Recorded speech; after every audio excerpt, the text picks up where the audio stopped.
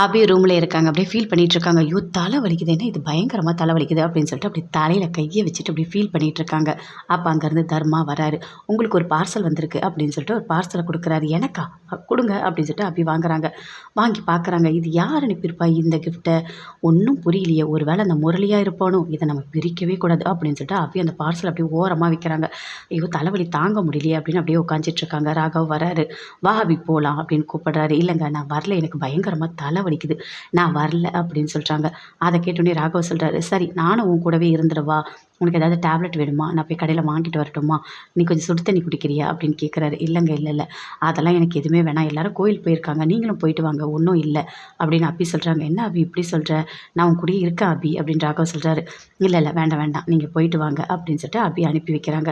பார்த்துக்கோ அபி, எதனா ஒன்று எனக்கு ஃபோன் பண்ணு அப்படின்னு சொல்லிட்டு அங்கேருந்து அப்படியே போகிறாரு. தலைவலி தாங்க முடியலையே, சரி கொஞ்ச நேரம் நம்ம படுத்தா நல்லாயிருக்கும் அப்படின்னு அபி அப்படியே படுத்து தூங்கிட்டு இருக்காங்க. திடீர்னு பார்த்தா அப்படியே இருட்டாக இருக்குது. என்ன இது, லைட்டு ஃபேனு எல்லாமே ஓடுமே, இருட்டாக இருக்குது, வீட்டில் வேறு யாருமே இல்லை அப்படின்னு சொல்லிட்டு அப்படியே கதவை ஓப்பன் பண்ணிவிட்டு அப்படியே ஹாலுக்கு போகிறாங்க. பார்த்தா அப்படியே பார்க்குறாரு. டார்ச் லைட் அடித்து பார்த்தா அப்படியே முரளி சிரிக்கிறாரு. அப்படியே பேய் மாதிரி பயமாக இருக்குது அபிக்கு. அப்படியே பயந்து ரூம்குள்ளேயே ஓடி வராங்க. ஓடி வந்து உட்காந்துக்கிறாங்க. அபி அபி அபி அபி நில்லு அபி, எங்கே ஓடுற அபி, ஓடாத அபி, நில்லு அபி அப்படின்னு சொல்லிட்டு அப்படி டோரோட வந்து நிற்கிறாரு. அபி வெளியே வாங்க அப்படின்னு கூப்பிடுறாரு. எதுக்காக நான் வரணும், இங்கே பாருங்கள், நீங்கள் இங்கே நிற்காதீங்க, இங்கேருந்து போங்க முதல்ல அப்படின்னு அபி சொல்கிறாங்க. அப்படிலாம் சொல்லாதீங்க அபி, நீங்கள் வாங்க வெளியே வாங்க, உங்களுக்கு ஒன்று தெரியுமா, இங்கே அந்த டிரான்ஸ்ஃபார்மர் இருந்தில்ல, அது அப்படியே ஒரு மாதிரி சவுண்டு கேட்டுகிட்டே இருக்குது, அதனால தான் நான் வந்து கரண்ட் ஆஃப் பண்ணிட்டேன் அப்படின்னு சொல்கிறாரு. இங்கே பாருங்கள் உள்ள கேண்டில் இருக்குது, எனக்கு போதும், நான் வரல வெளியே அப்படின்னு அபி சொல்கிறாங்க. என்ன அபி இப்படி பேசுகிறீங்க, நீங்கள் வாங்க நான் பார்த்துக்கிறேன் அப்படின்னு சொல்லிட்டு அப்படியே டோரை தட்டிக்கிட்டே இருக்காரு. இந்த முரளிக்கு கொஞ்சம் கூட அறிவே கிடையாது, ரொம்ப மாடு அப்படின்னு சொல்லிட்டு அப்படியே பயங்கரமாக கோவப்படுறாங்க. இது மட்டும் பகலாக இருந்தது அவனை ஒரு வழி பண்ணிவிடுவேன், நைட்டாக இருக்கிறதுனால என்னால் எதுவுமே பண்ண முடியல, ராகவ் என் கூடவே இருந்திருக்கலாம் போல இருக்குது, என்னை இப்படி தனியாக விட்டுட்டு போயிட்டாரே அப்படின்னு சொல்லிட்டு ரொம்ப அப்படியே ஃபீல் பண்ணிகிட்டு இருக்காங்க. அப்போ கூட முரளி விடவே இல்லை, அந்த டோர் அப்படியே தட்டிகிட்டே இருக்காரு. பயப்படுறாங்க அபி, என்ன பண்ணுறது தெரியலையே. கரெக்டாக அப்படியே திரும்புகிறாரு. முரளி திரும்பி பார்த்தா ராகவ் அப்படியே நிற்கிறாரு. அப்படியே டார்ச் அடித்து பார்க்குறாரு. ராகவ் வந்தோடனே அப்படியே முரளி பயங்கரமாக ஷாக் ஆகுறாரு. ஐயோ இவன் வந்துட்டானே அப்படின்னு சொல்லிட்டு அப்படியே கோவப்படுறாரு. இங்கே என்ன பண்ணிகிட்ருக்கீங்க அப்படின்னு சொல்லிட்டு ராகவ் அப்படியே கோவமாக கேட்குறாரு. இல்லை கரண்ட்டு போயிடுச்சு, கரண்ட்டு போனால் என்ன, நான் பார்த்துக்கிறேன், நீங்கள் போங்க அப்படின்னு அப்படி பேசிக்கிட்டே இருக்காரு. அந்த குரலை கேட்டோடனே அப்படியே டோரை ஓப்பன் பண்ணிவிட்டு ஓடி வராங்க. ஓடி வந்து ராகவ் அப்படியே ஹக் பண்ணிக்கிறாங்க. அதை பார்த்தோன்னே முரளிக்கு அப்படியே கடுப்பாக இருக்குது, பயங்கரமாக கோவம் வருது. அப்படியே போகிறாரு அங்கேருந்து. அப்படியே வா உள்ளே போகலாம் அப்படின்னு சொல்லிட்டு அபியை கூட்டிகிட்டு போகிறாரு. அபியை உள்ளே போனோடனே அப்படியே வந்து தோளில் சாஞ்சிக்கிறாங்க. பயங்கரமாக அழறாங்க, தேம்பி அழறாங்க. இல்லை எனக்கு ஒரு மாதிரி பயமாக இருக்குது அப்படின்னு அபி சொல்கிறாங்க. இங்கே பாரு அபி, நான் தான் வந்துட்டேன்ல, நீ பயப்படாத அப்படின்னு சொல்கிறாரு. அதுக்குள்ளே கரண்ட் வந்துடுச்சு, இங்கே பாரு கரண்ட் வந்துடுச்சு, நீ பயப்படாத சரியா அப்படின்னு சொல்கிறாரு. இல்லை எனக்கு ஒரு மாதிரி இருக்குது, அதெல்லாம் பயப்படக்கூடாதுன்னு சொல்கிறல்ல அப்படின்னு ராகவ் வந்து அபிக்கு ஆறுதல் சொல்கிறாரு. அப்படியே அங்கேருந்து முரளி போகிறாரு. போனோடனே இப்படி கடுப்பாகிறாரு. அப்படியே பயங்கரமாக டென்ஷனாக கத்துறாரு.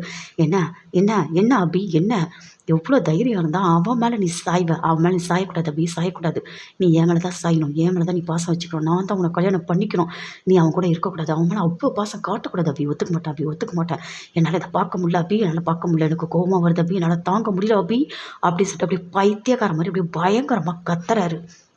கத்திட்டு அப்படியே அங்கேருந்து அப்படியே போகிறாரு. என்ன பண்ணுறதுன்னு தெரியலையே அப்படின்னு சொல்லிட்டு பயங்கரமாக ஃபீல் பண்ணிகிட்ருக்காரு. எல்லாருமே சேர்ந்து வீட்டில் இருக்காங்க. அப்படியே பார்க்குறாங்க, சுந்தரி சுற்றி பார்க்குறாங்க. என்ன பண்ணலாம், இன்றைக்கி ஏதாவது பண்ணணுமே அப்படின்னு சொல்லிட்டு அனு போயிட்டு அந்த மிளகாத்தூள், அது அரிசி எல்லோரும் கொண்டு வந்து அரைச்சி வைக்கிறாங்க. அரைச்சி வச்சது அப்படியே பார்க்குறாங்க. அதுக்குள்ளே யாரோ ஒருத்தவங்க வராங்க, வந்துட்டு வேலை கேட்குறாங்க. இல்லை இப்போ வேலைலாம் இல்லை அப்படின்னு சொல்லிட்டு போயிட்டு அனு வெளியே சொல்லிகிட்ருக்காங்க. அதுக்குள்ளே அந்த சுந்தரி அந்த மாவு டப்பா எல்லாத்தையுமே மாற்றுறாங்க. மாற்றிட்டு அப்படியே உள்ளே வராங்க அனு. கரெக்டாக அவங்க அம்மா அப்பா 2 பேருமே வராங்க. வந்தவுடனே பார்த்தீங்களா உங்கள் பொண்ணை பாருங்கள், அரைச்சேன்னு சொல்கிறா, அரைக்கவே இல்லை, அப்படியே மிளகா அப்படியே இருக்குது, அரிசி அப்படியே இருக்குது அப்படின்னு சொல்லிட்டு அப்படியே சுந்தரி கத்துறாங்க.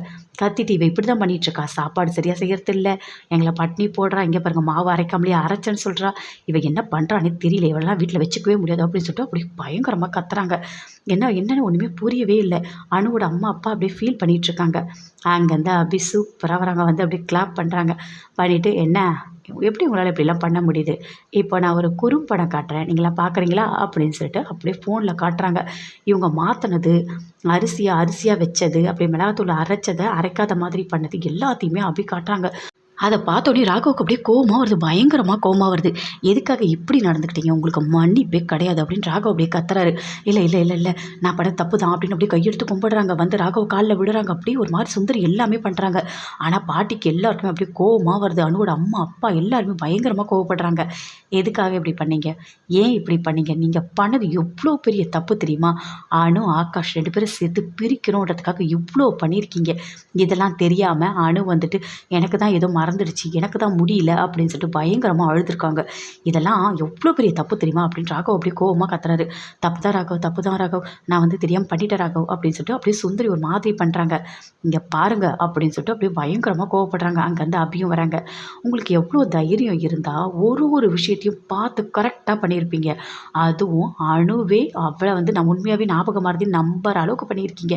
இப்படிலாம் பண்ணலாமா? எவ்ளோ பெரிய தப்பு பண்ணியிருக்கீங்க" அப்படின்னு அபி அப்படியே கோவமா திட்டுறாங்க.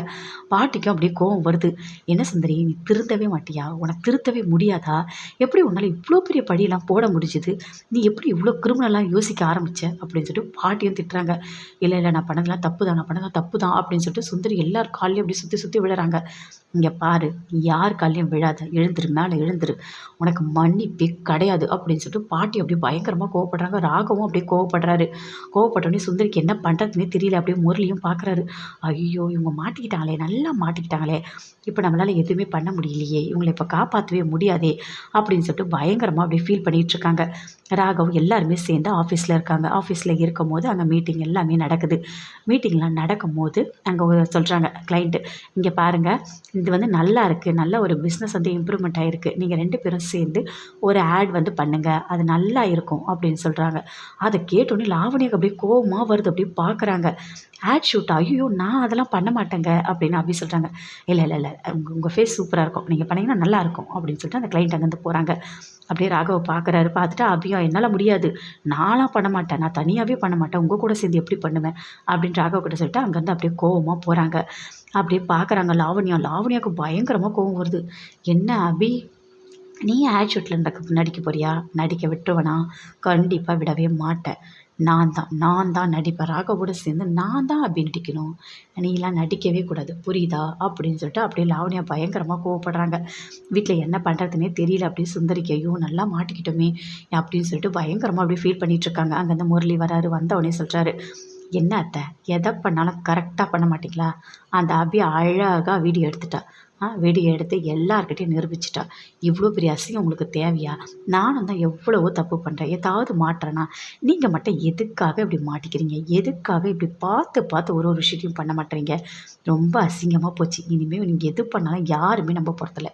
உங்கள வச்சு ஒரு வேல கூட பார்க்க முடியாது" அப்படின்னு முரளி கோவமா திட்டுறாரு.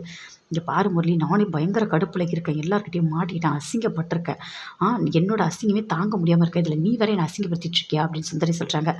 "அதுக்காக நான் சொல்லல. எந்த விஷயம் பண்ணாலும் தப்பு இல்லாம மாட்டாம பண்ணணும்னு சொல்றேன்" அப்படின்னு முரளி சொல்றாரு. "இங்க பாரு, எனக்கு பயங்கரமா கோவம் வருது. இப்ப பேசாத" அப்படின்னு சொல்லிட்டு சுந்தரி அப்படியே கோவமா போறாங்க ரூம்குள்ள. போனோனே ஆகாஷோட அப்பா சொல்றாரு, "ஏன் சுந்தரி, எதுக்காக இவ்ளோ மட்டமா நீ நடந்துக்கிட்ட? உன்ன என்ன பண்ணா அனு? அனு வந்து லவ் பண்ணி கல்யாணம் பண்ணிட்டு வந்திருக்காங்க. நம்ம புள்ள சந்தோஷமா இருக்கணும்னு நினைக்க மாட்டியா? அதுவும் பாவம் வாழ வந்த பொண்ணு மேல இவ்ளோ பெரிய பழிய போட்டு வச்சிருக்க. உனக்கு எப்படி இப்படி மனசு வந்ததுன்னு எனக்கு தெரியலையே. அப்போ உன் புள்ளைய பத்தி உனக்கு கவலை இல்ல. 2 பேரும் சந்தோஷமா இருக்கணும், பேரன் பேத்தி பொறக்கணும், நல்லா இருக்கணும்னு உனக்கு தோணலைல்ல? உன் பையனோட வாழ்க்கைய எப்படியாவது அழிக்கணும்னு நினைப்பியா? அதுவும் அம்மா தானே நீ. எந்த அம்மாவாவது புள்ளையோட வாழ்க்கைய அழிக்கணும்னு நினைப்பாங்களா? எதுக்காக நீ இப்படி பண்ண?" அப்படின்னு சொல்லிட்டு அப்படியே கோவமா கத்துறாரு. எதுவுமே பேச முடியல சுந்தரியால. "நல்லா மாட்டிக்கிட்டோம்" அப்படின்னு சொல்லிட்டு அமைதியா இருக்காங்க. எதுவுமே பேசவே இல்ல. "பேசு, ஏதாவது பேசு. வாய தொறந்து பேசு. நல்லா பேசுவல்ல. இப்ப மட்டும் நான் அப்படியே அமைதியா இருக்க" அப்படின்னு பயங்கரமா அப்படியே கத்துறாரு. சுந்தரியால எதுவுமே பேசவே முடியல. அப்படியே அமைதியா இருக்காங்க. வீட்டுக்கு போறாங்க. அனுவோட அம்மா, அப்பா 2 பேருமே போம்போது ரொம்ப ஃபீல் பண்றாங்க. "பாத்தீங்களா, அந்த அம்மா என்ன வேல பார்த்து வச்சிருக்கு. என்னால தாங்கவே முடியலங்க. பாவங்க அனு, பார்க்கவே ரொம்ப கஷ்டமா இருந்தது" அப்படின்னு சொல்லிட்டு அனுவோட அம்மா சொல்றாங்க. "ஆமா, எனக்கும் கஷ்டமா இருந்தது. அந்த அம்மா ஏன் தான் இப்படி நடந்துக்குதோ தெரியல. பாவம், பண்ணாத விதத்தெல்லாம் பண்ணேன்னு சொல்லியிருக்கிறது பாவம் இல்ல" அப்படின்னு சொல்லிட்டு ரொம்ப அப்படியே ஃபீல் பண்றாரு அனுவோட அப்பாவும். "எனக்கும் ஒண்ணுமே புரியல. இனிமே அங்க அனு நீ நிம்மதியாக இருப்பாளா எனக்கு தெரியல.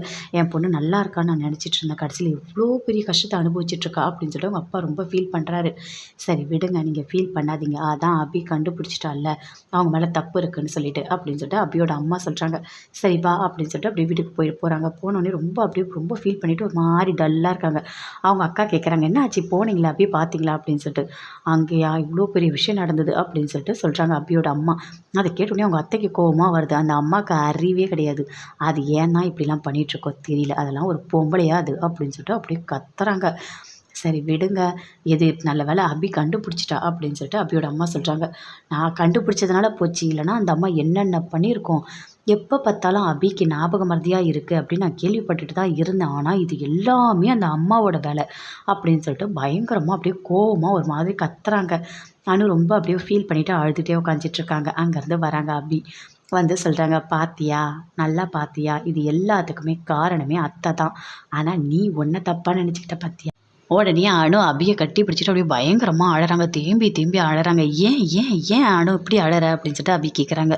இல்லை அபி, நீ மட்டும் கண்டுபிடிக்கலனா நான் எப்படி கஷ்டப்பட்டிருப்பேன் தெரியுமா. ஒரு வேளை எனக்கு ஞாபகம் மறதி இருக்கா, உண்மைதானா. இல்லையே, சாப்பாடெலாம் செஞ்சோம், குழம்பெல்லாம் வச்சோம், எல்லாமே ஞாபகம் இருக்கே. துணியெல்லாம் மாடியில் காய வச்சேன் தெரியுமா, எனக்கு எல்லாமே ஞாபகம் இருந்துச்சு அப்படின்னு அனு சொல்கிறாங்க. எனக்கு எல்லாமே புரியுதுன்னு, நீ கவலைப்படாத சரியா, இனிமேவாதோ சந்தோஷமாக இரு அப்படின்னு சொல்லிட்டு அபி சொல்கிறாங்க. கண்டிப்பாக அபி, என்னை எவ்வளோ பெரிய கஷ்டத்துலேருந்து நீ காப்பாற்றிருக்க தெரியுமா. என்ன சொல்கிறதுனே எனக்கு தெரியல. எனக்கு ஒரு மாதிரி பயங்கரமாக ஃபீல் பண்ணிகிட்டே இருந்தேன். எப்போ பார்த்தாலும் அதையே யோசிச்சுட்டே இருந்தேன் தெரியுமா. ஆனால் இவ்வளோ பெரிய உண்மையை நீ கண்டுபிடிப்பேன்னு நான் நினச்சி கூட பார்க்கல அப்படின்னு சொல்லிட்டு அனு பயங்கரமாக அழறாங்க. சரி நீ அழக்கூடாது சரியா, இப்போ தான் உண்மை எல்லாருக்கும் தெரிஞ்சிடுச்சுல்ல. இனிமேல் ஹாப்பியாக இருக்கணும் ஓகேவா. ஆகாஷ், நீ 2 பேரும் சேர்ந்து சந்தோஷமாக வாழணும், அதுதான் எனக்கு வேணும் அப்படின்னு அபி சொல்கிறாங்க. ரொம்ப தேங்க்ஸ் அப்படின்னு சொல்லிட்டு அனு அங்கேருந்து போகிறாங்க. அபி பயங்கரமாக சந்தோஷத்தோட ரூமுக்கு வராங்க. அப்படியே பயங்கர சந்தோஷமாக இருக்காங்க. ராகவ் அப்படியே பார்க்குறாரு. என்ன அபி, ரொம்ப சந்தோஷமாக இருக்க போல அப்படின்னு கேட்குறாரு. ஆமாம், அணுக்கு வந்து இவ்வளோ பெரிய பிரச்சனை சரியாயிடுச்சுல்ல, அணு ரொம்ப சந்தோஷமாக இருக்கா, அதான் நானும் சந்தோஷமாக இருக்கேன் அப்படின்னு அபி சொல்கிறாங்க. அதை பார்த்து பயங்கரமாக சந்தோஷப்படுறாரு ராகவ். சீக்கிரமாக வேலண்டைன்ஸ் டே வரணும் அபி, உங்ககிட்ட என் காதலை நான் சொல்லணும், ரொம்ப ஆர்வமாக இருக்கேன் அபி. எப்போ வேலண்டைன்ஸ் டே வரும் அபி, என் மனசை நீ எப்போ புரிஞ்சிக்க போகிற, என் மனசு முழுக்க நீ தான் அபி இருக்க, உன் மேலே எனக்கு எந்த சந்தேகமும் இல்லை, நீ ரொம்ப ரொம்ப ரொம்ப ரொம்ப தங்கமானவ, கடவுள் எனக்கு நீ கொடுத்த வரம், வேறு எதுவுமே கிடையாது அபி, நீ என் கூட இருந்தால் மட்டும் போதும் அபி, வாழ்க்கையில் நான் வெற்றி அதை நோக்கி போயிட்டே இருப்பேன், நீ தான் அபி எனக்கு எல்லாமே அப்படின்னு சொல்லிட்டு பயங்கரமாக அப்படியே ஃபீல் பண்ணிகிட்ருக்காரு. அப்படியே பார்க்குறாங்க அபி, என்ன இது இவர் ஒரு மாதிரி பார்க்குறாரு அப்படின்னு சொல்லிட்டு. சரி அபி தூங்கலாமா அப்படின்னு சொல்லிட்டு போயிட்டு தூங்குறாரு. அப்போ கூட அபி தூங்கவே இல்லை, இந்த பக்கம் படுத்துட்ருக்காங்க, ராகவ் அந்த பக்கம் படுத்துட்ருக்காரு. அப்படியே பார்க்குறாரு அபியே. அபி திடீர்னு திரும்பி பார்க்குறாங்க, என்ன இவரே பார்த்துட்ருக்காரு அப்படின்னு சொல்லிட்டு. ஒன்றும் இல்லை, எனக்கு தூக்கம் வரல அப்படின்னு சொல்லிட்டு ராகவ் சொல்கிறாரு. ஓ அப்படியா அப்படின்னு சொல்லிட்டு அப்படியே சிரிக்கிறாங்க. ஓகே சரி தூங்கலாமா அப்படின்னு சொல்லிட்டு அபி தூங்குறாங்க. இந்த பக்கம் ராகவ் அப்படியே படுத்துட்ருக்காரு. அபியை நினச்சிட்டே இருக்காரு. அபி பண்ணுற எல்லா விஷயத்தையும் நினச்சி பார்த்து பயங்கரமாக சந்தோஷப்படுறாரு ராகவ்.